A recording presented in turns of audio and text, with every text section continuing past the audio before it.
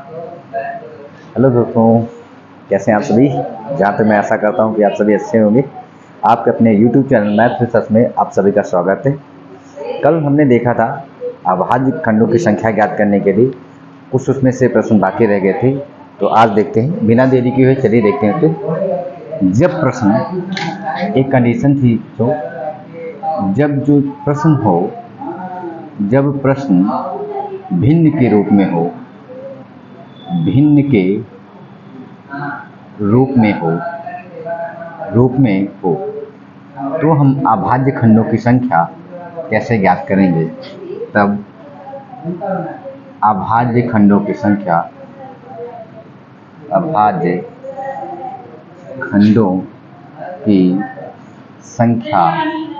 ज्ञात करना। चलिए दोस्तों, कैसे दिखते हैं। तो सबसे पहले एक हम उदाहरण लेते हैं। फॉर एग्जांपल देखिए, 15 की घात 43 गुणे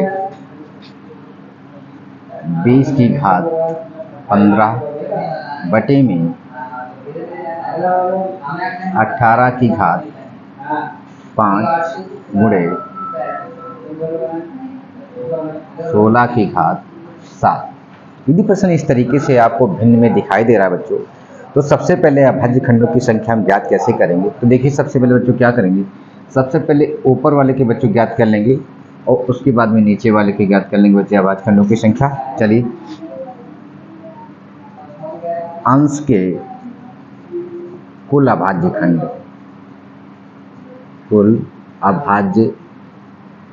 खंड बराबर में, देखिए इसके फैक्टर करेंगे बच्चों। तो कैसे निकालेंगे हम लोग, 15 की पावर 3 मल्टीप्लाई में 20 की पावर 15। चलिए बच्चों, इसको कैसे कर सकते हैं, 3 गुणे 15 से लिख सकते हैं हम लोग। 43 गुणे से कैसे लिख सकते हैं, 2 गुणे 2 गुणे 5। इस तरीके से हम लोग लिख सकते हैं ना। चलिए अब देखते हैं, मैंने आपको फार्मूला बताया था, जितने यहाँ पे अभाज्य खंड हों उनको काउंट कर लीजिए और उसकी पावर से मल्टीप्लाई कर दीजिए। तो देखिए, 2 अभाज्य खंड है तो 2 ले लिया मैंने, पावर कितनी 43 से गुणा कर दीजिए और प्लस यहाँ से 1 2 3 है तो 3 मल्टीप्लाई बाय में 5। चलिए ये कितना आ जाएगा, 6 8 प्लस 15 तिया 45। ये यहाँ से आ जाएगा, देखिए 6 5 11 और 8 4 12 1 11। 131 अंश के आ गए अभाज्य खंडों की संख्या। अब हर के निकाल लीजिए, हर के कुल अभाज्य खंड बराबर में हर को उठा लीजिए तो 18 की पावर 5 गुणे 16 की पावर 7। चलिए बच्चों, सबसे पहले देखते हैं 18 को कैसे लिख सकते हैं, 2 गुणे 3 गुणे 3 इस तरीके से लिख सकते हैं कि पावर 5 गुणे 16 कैसे लिख सकते हैं, 2 गुणे 2 गुणे 2 गुणे 2 इस तरीके से लिख सकते हैं, पावर 7 हो जाएगा इसका। यहाँ से अभाज्य खंड कितना है, 1 2 3 मल्टीप्लाई बाय में पावर यानी 5 प्लस 4 है बच्चे, 1 2 3 4 मल्टीप्लाई बाय में 7। तो अब यहाँ से आ जाइए, ये 15 हो गया, ये 28 हो जाएगा। तो ओवरऑल कितना होगा, 8 5 13 3 1 4। ठीक है, ये आ जाएगा जा करके। तो यहाँ अंश के कितने आ गए बच्चों, 43 अभाज्य खंड आ गए और हर के कितने आ गए, सॉरी अंश के कितने आ गए, 131 आ गए और हर के कितने आ गए बच्चों, 43 आ गए। अब देखिए, मैंने एक बात बताई है कि जब प्रश्न भिन्न के रूप में है तो क्या करते हैं।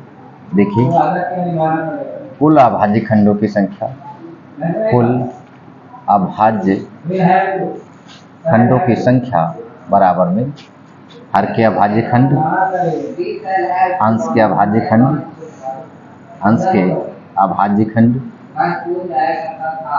खंड माइनस हर के अभाज्य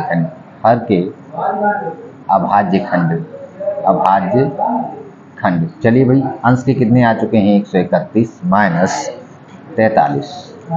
तो यहाँ से बच्चे आ जाएंगे, 11 में से 3 गया, ये आ जाएगा 8, यहाँ 2 12 में से 4 गया, ये भी 8 आ जाएगा। तो 88 अभाज्य खंडों की संख्या इसमें आ जाएगी।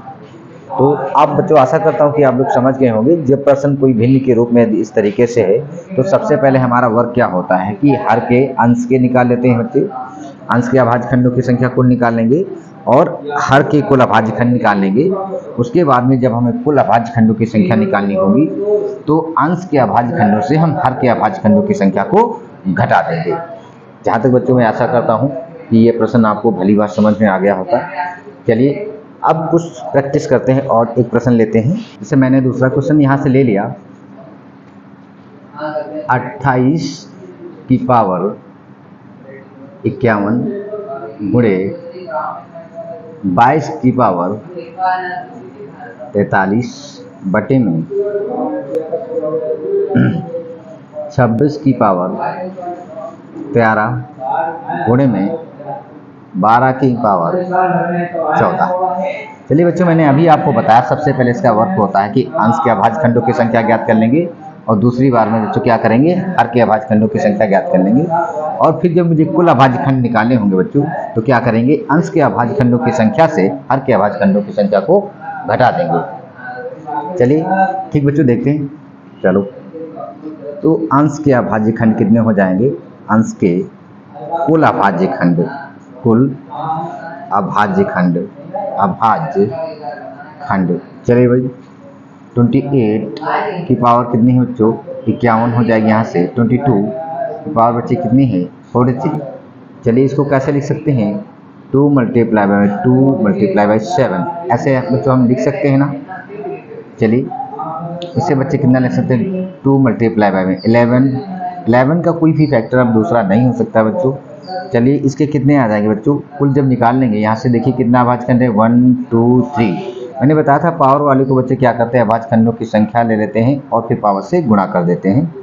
कितना आ जाएगा, 3 मल्टीप्लाई बाई में 51, यहाँ से बच्चे 1 और 2 हो जाएगा, ये 2 मल्टीप्लाई बाई में 43 हो जाएगा। ओवरऑल मल्टीप्लाई कर दीजिए, 3 5 जा 15 प्लस चाहिए कितना आ जाएगा, 86 आ जाएगा बच्चों। इसको ऐड कर लीजिए कितना आ जाएगा, 9 और ये बच्चे 8 और 5 13 आ जाएगा और ये 243 बच्चों ये आ जाएगा। अंश के कितने अभाज्य खंडों की संख्या बच्चों आ गई है, 243। हर के निकाल लीजिए बच्चों इसी तरीके से, हर के अभाज्य खंडों की संख्या, अभाज्य खंडों की संख्या, अभाज्य खंडों की संख्या बराबर में बच्चे कितना है, 26 की पावर बच्चे 13 मल्टीप्लाई बाई में 12 की पावर बच्चे कितना आ जाएगा, 14 आ जाएगा। चलिए बच्चों इसकी गुणनखंड करते हैं, ये आ जाएगा 2 मल्टीप्लाई बाई में 13। चलिए बच्चों ये कितना आ जाएगा, 2 मल्टीप्लाई बाई 2 मल्टीप्लाई बाई में 3 बच्चों आ जाएगा, पावर कितनी है, 14 है बच्चे। इसके नेट बच्चे कितने आ जाएंगे, ये आ जाएंगे 1 2 है बच्चे इसके अभाज्य खंड, तो 2 मल्टीप्लाई बाई में 13 प्लस बच्चे ये कितना 1 2 3 है बच्चे, तो 3 मल्टीप्लाई बाई में 14। ओके ये बच्चों आ जाएगा ओवरऑल 26 प्लस ये बच्चे आ जाएगा 42। तो बच्चे ये ओवरऑल यहाँ से आ जाएगा हमारा, ये बच्चों ओवरऑल आ जाएगा 6 2 8 और ये बच्चे आ गया 6 2 8 और 4 2 6। ये कितना बच्चों आ गया हमारा, 68 आ गया बच्चों। तो हमने देखा कि अंश के अभाज्य खंडों की संख्या बच्चे 239 आ गई है बच्चों और हर के अभाज्य खंडों की संख्या बच्चों का कितनी आ चुकी है, 68 आ चुकी है। चलिए बच्चों अब कुल अभाज्य खंडों की संख्या कैसे बच्चे निकालते हैं, मैंने अभी बताया है। कुल अभाज्य खंडों की संख्या बच्चों, कुल अभाज्य खंडों की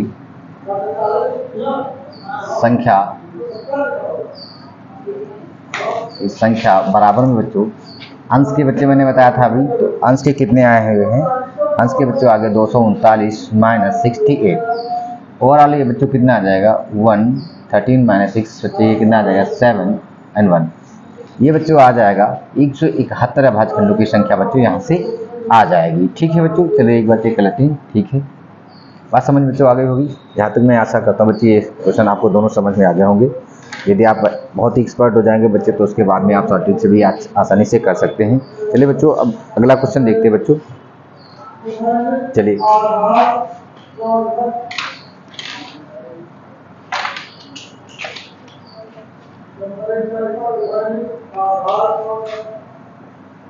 चलिए बच्चों आज का अगला नेक्स्ट टॉपिक हम लोग पढ़ेंगे बच्चों, शून्यों की संख्या ज्ञात करना। चलिए बच्चों हम देखते हैं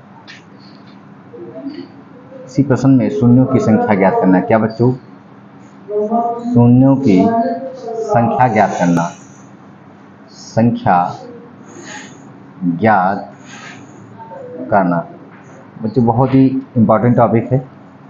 चलिए थोड़ा सा बच्चे हम लोग इसे एग्जाम्पल से समझते हैं। यदि 1 multiply by 2 multiply by 3 multiply by 4 ऐसे बच्चे एंड सॉन, ये आ जाएगा बच्चे मल्टीप्लाई बाई 250 तक को आपस में गुणा किया जाए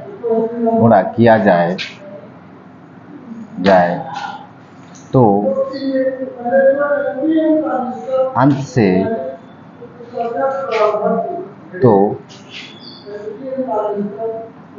गुणनफल में अंत से शून्यों की संख्या कैसे निकालेंगे? शून्यों की संख्या ज्ञात कीजिए। चलो बच्चों कैसे देखते हैं, बहुत ध्यान से समझिएगा इसको। अच्छी तरीके से बच्चे हम इससे प्रैक्टिस करके ही सीख सकते हैं। सबसे पहले हमारा बच्चों एक ही वर्क होता है कि हम ये देखते हैं क्वेश्चन हमारा क्या है, 2 multiply by 3 multiply by and so on multiply by में 250 बच्चे। सबसे पहले हमारा वर्क होता है कि हम अंतिम संख्या को उठा लें और बच्चों 5 से भाग दें। अंतिम संख्या को किससे बेटा भाग दिया जाता है? 5 से भाग दिया जाता है। चलिए 5 से भाग देने पर देखिए कितने जाएगा, 25। जो बच्चे ये भागफल आया हुआ हमारा है इसे फिर बच्चे हम भाग देंगे। नेक्स्ट बच्चे क्या आ जाएगा, 50/5 बराबर ये बच्चों कितना आ जाएगा, 10 आ जाएगा बच्चों। फिर बच्चे जो भाग आया है बच्चे, भागफल जो आया है उसको फिर से बच्चे हम लोग 5 से भाग देंगे। ये कितना आ गया बच्चों, 2 आ गया। अब बच्चों हमारा एक इशूज होता है कि हम 5 से भाग इसको कब तक देंगे। चलिए बच्चों हम थोड़ा सा समझते हैं। जब तक कि हमारा भागफल बच्चे जो भागफल बच्चों है, जब तक हमारा जो भागफल बच्चों है, ठीक है, वो 5 से क्या हो, ठीक है, जब तक 5 से बच्चे क्या होगा, बड़ा होगा हमारा भागफल, तब तक हम लगातार बच्चे उसको हम भाग देते रहेंगे। ठीक है, बात समझ में आ गई होगी। तो यहाँ पे देखिए ये 5 से छोटा हो गया है इसलिए अब भाग नहीं देंगे। चलिए आगे देखते हैं। चलो बच्चों अब शून्यों की संख्या बच्चे क्या हो जाएगी, ये Q1 है, ये Q2 है, ये Q3 है। इसे आप ऐड कर सकते हैं यहाँ से। शून्यों की संख्या बराबर में ये आ जाएगा बच्चों यहाँ से 15 + 10 + 2, ये बच्चों आ जाएगा 62 आंसर इसका आ जाएगा।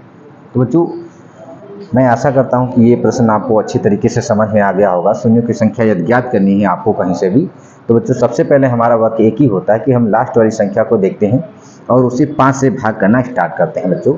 ठीक है, फिर क्या करते हैं बच्चों, लगातार भाग देते रहते हैं उसको। जो भी भागफल आता है तब तक भाग देते हैं जब तक कि उसका भागफल बच्चों क्या हो जाए, जो भागफल है बच्चे वो 5 से छोटा, भागफल जो बच्चे है वो 5 से यदि छोटा हो जाता है बच्चे, तब तक हम क्या करेंगे, इसको लगातार भाग देंगे।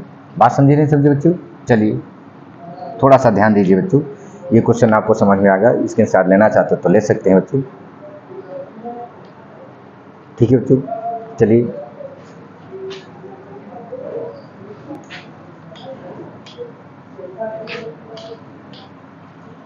चलो बच्चों बहुत ध्यान से देखेंगे।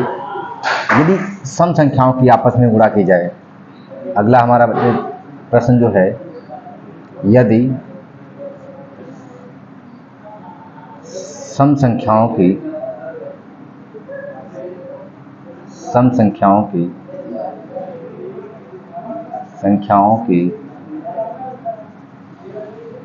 आपस में गुणा किया जाए, गुणा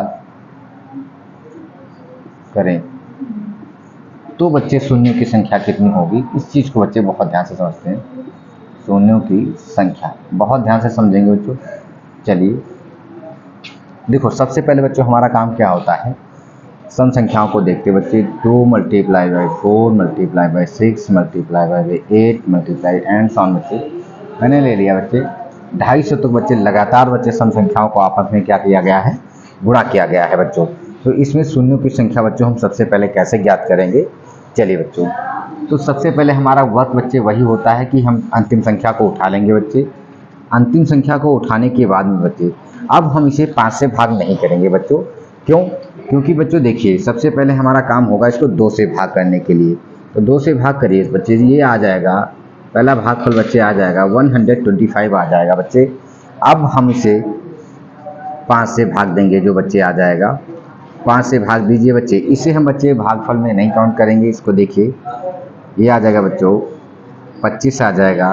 फिर बच्चों हम 25 को 5 से भाग देंगे बेटा, तो ये बेटा आ जाएगा 5 आ जाएगा। अभी बच्चों देखिए ये इसके 5 के बराबर में है, तो हम इसे 5 को 5 से भाग भी बच्चों दे सकते। तो ये ओवरऑल कितना आ गया बच्चों, ठीक है। तो यहाँ से बच्चे शून्यों की संख्या बच्चे कितनी आ जाएगी, शून्यों की संख्या बच्चे कितनी आ जाएगी, शून्यों की संख्या बराबर में बच्चे इसे Q1 लेट कर दीजिए, इसे Q2 लेट कर दीजिए, इसे बच्चे Q3 लेट कर दीजिए। ये कितना आ जाएगा बच्चे, फिर 25 + 5 + 1 बच्चे आ जाएगा 31 आंसर आ जाएगा बच्चों। अब आपके एक मन में सवाल बच्चे उठ रहा होगा कि हमने इस भागफल को बच्चों क्यों नहीं लिया है। चलिए ध्यान से देखते हैं कि इस भागफल को सम संख्याओं के गुणनफल में बच्चों क्यों नहीं लिया जाता है। बहुत ध्यान से समझिए बच्चे, क्योंकि सम संख्याओं की परिभाषा ज़रा ध्यान से देखिए। वे संख्याएं जो बच्चे 2 से कटती हों, क्या बच्चे, वे संख्याएं जो किससे कट जाती हों, 2 से कट जाती हों बच्चे सम संख्याएं कहलाती हैं। बहुत से बच्चा ध्यान से देखना, हमें शून्यों की संख्या बच्चे कैसे प्राप्त होती है। किसी भी संख्या में शून्यों की संख्या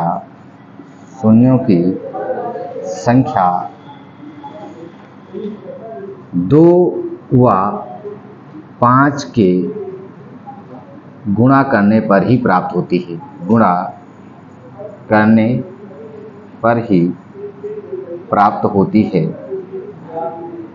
इसका मतलब बच्चों ये है कि यदि बच्चे वहाँ पे कोई एक सम संख्या होना चाहिए बच्चे, क्या होना चाहिए, एक सम संख्या होना चाहिए। तो बच्चे अगर हम उसमें सम संख्या में कभी भी 5 से मल्टीप्लाई करा देंगे बच्चे, तो मुझे 0 प्राप्त हो जाएगा बच्चे। चलो जरा ध्यान से देखते हैं, 2 मल्टीप्लाई बाई में 5 बच्चे, ये कितना आ गया, 10 आ गया बच्चों। तो बेटा कितना आ गया, 0 1 आ गया। अगली बच्चे हम लोग लेते हैं सम संख्या बच्चे, तो 2 मल्टीप्लाई बाई बच्चे कितना 5, तो बच्चे ये 20 आ गया। यानी अब जरा ध्यान से समझिए, यदि बच्चे हम संख्या सम नहीं लेते हैं और बच्चे 5 को हटा देते हैं, तब बेटा देखते हैं मैंने ले लिया 3 मल्टीप्लाई बाई 5 बच्चे, तो ये 15 आ गया। इसका मतलब बच्चे एक ही है कि यदि जब तक बच्चे एक 5 और कोई एक सम संख्या नहीं होगी, तब तक हमें शून्यों की संख्या प्राप्त नहीं होगी, ठीक है। चलिए बच्चे यहाँ पे 2 भी हो सकता है, 4 भी हो सकता है, 6 भी हो सकता है, कुछ भी बच्चे हो सकता है। इसलिए बच्चों हमने क्या किया है बच्चे, बताइए मुझे, पहले वाले भागफल को काउंट नहीं किया है बच्चे। मैं आशा करता हूँ ये चीज़ आपको समझ बच्चे आ गई होगी बहुत अच्छी तरीके से। चलिए इसके साथ अगर लेना चाहते तो ले सकते बच्चे। Thank you.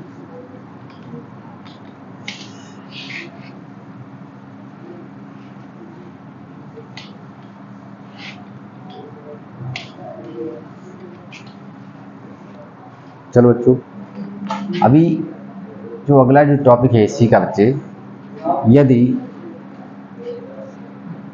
लगातार सभी विषम संख्याओं की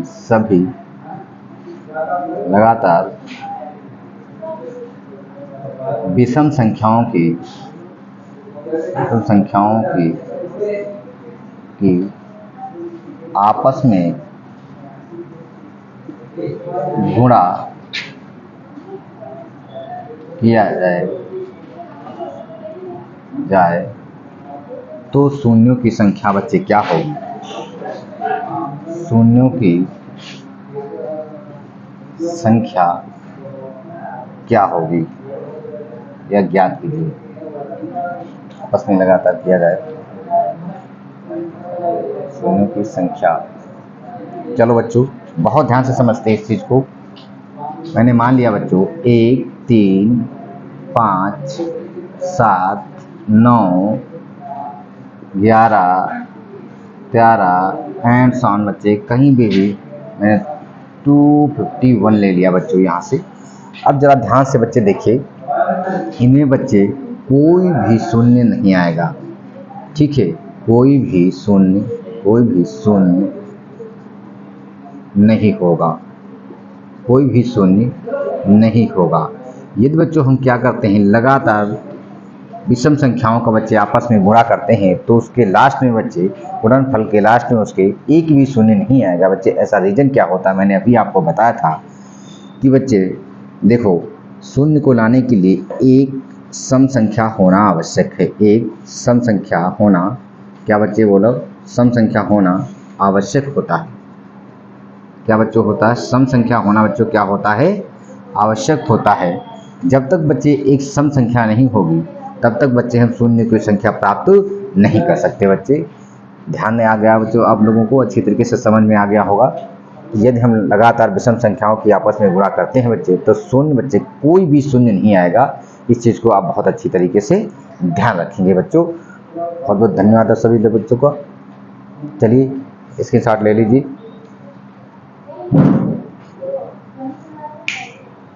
स्क्रीनशॉट ले लीजिए।